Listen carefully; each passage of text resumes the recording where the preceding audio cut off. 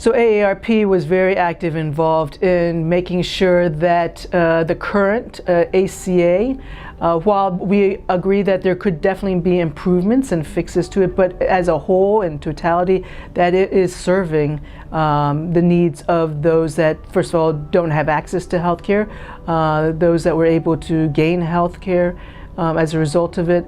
And so we very much opposed the Republican bill that just went through, the AHCA, for a number of reasons. The age tax issue, the age rating issue, in that bill went from 3 times more to 5 times. So older individuals would have to pay 5 times more than the younger generation. And so that's something that we very much opposed.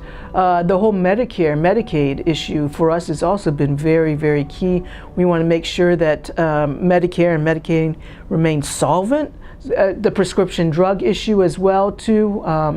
As we've said, we will continue to fight to make sure that those will remain the lowest, as we know that that's where seniors especially are paying astronomical amounts. But so, over the years it's been lowered, but we want to make sure it remains so.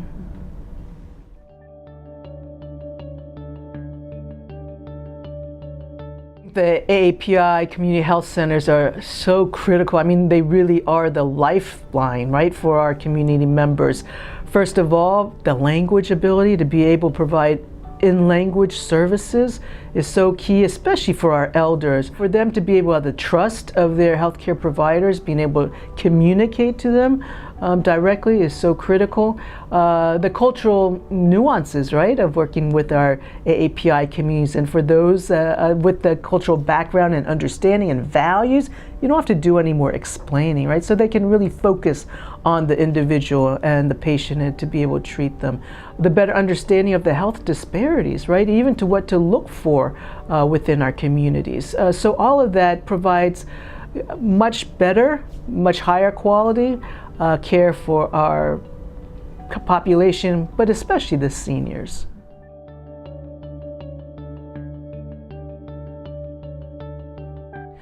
Well, I think one of the things is, and that's why I'm here at AARP and why I wanted to work at AARP, is I think within the AAPI community, we need to raise the level of discourse about our AAPI seniors. So first of all, that we recognize that this is a huge, growing, booming population, and that more of us need to be working on these issues from the policy side, from on the ground side, just all around, right?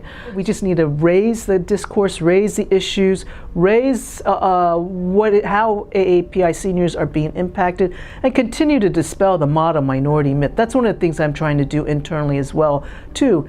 AAPI seniors, poverty rates, lack of housing, right? Hunger.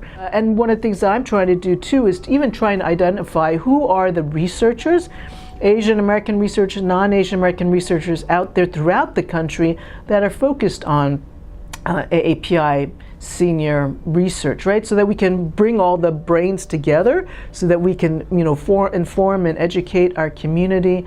So one of the things I've been doing as well too is networking the Asian American organizations throughout the country that are working or have senior programs, bringing them together so that we can really start to build a national agenda. I think that's one of the policy agendas that I think for the communities that we need to do when it comes to AAPI elders.